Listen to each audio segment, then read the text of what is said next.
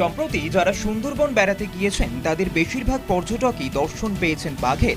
নদীর চরে আনাগোনা বেড়েছে দক্ষিণ রায়দের। কখনো জোড়া রয়্যাল বেঙ্গল, কখনো আবার বাঘিনীকে দেখা যাচ্ছে তার ছানা পোনাদের সঙ্গে খেলা করতে। এই ঘটনায় বন দফতর এক প্রকার নিশ্চিত সুন্দরবনে বাঘের সংখ্যা আগের থেকে বেড়েছে, যা অবশ্যই ইতিবাচক।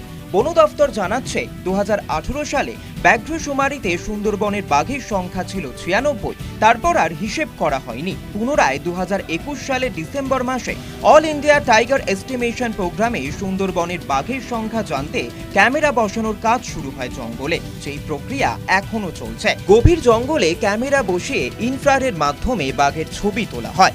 1 মাস ব্যাপী ছবি তোলার পর সেগুলি বিশ্লেষণ করে হিসেব করা হবে বর্তমানে সুন্দরবনের জঙ্গলে কত বাঘ রয়েছে। সুন্দরবন ব্যাঘ্র প্রকল্পের এক আধিকারিক জানাচ্ছেন, প্রতি বছরই একটু একটু করে বাঘের সংখ্যা বাড়ছে। বাঘের সংখ্যাটা প্রতি বছর একটু একটু করে বাড়ছে, আর যদি বাড়লে ওর ডেন্সিটিটা একটু বেশি হবে, তার জন্য ওটা সাইটিংটাও ভালো হচ্ছে। স্পেশালি সাজনাকালী রেঞ্জে যেটুকু টুরিস্টরা যাচ্ছেন, উনি বাঘটা ভালো দেখতে একটা চান্স পায়। পর্যটন ব্যবসায়ীরা জানাচ্ছেন, কোনো কোনো সময় 3-4 বারও বাঘ দেখা গিয়েছে। ঘন ঘন বাঘের দেখা মিললে পর্যটকদের সংখ্যা আরও বাড়বে বলে আশাবাদী তারা। গতবারে আমাদের একদিনে 3বার বাঘ দেখে 3 জায়গাতে।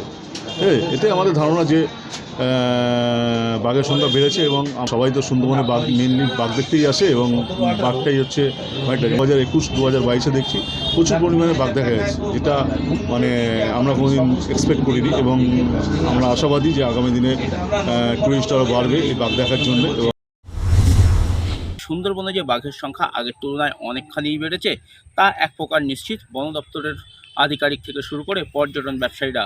তার কারণ লাগাতার যেভাবে সুন্দরবন ভ্রমণে আসা পর্যটকরা বাঘের দর্শন পাচ্ছে, তার থেকে নিশ্চিত যে সুন্দরবনে বাঘের সংখ্যা আগের তুলনায় অনেকটাই বেড়েছে। দক্ষিণ 24 পরগনার সুন্দরবন থেকে প্রসেনজিৎ সাহা, নিউজ টাইম।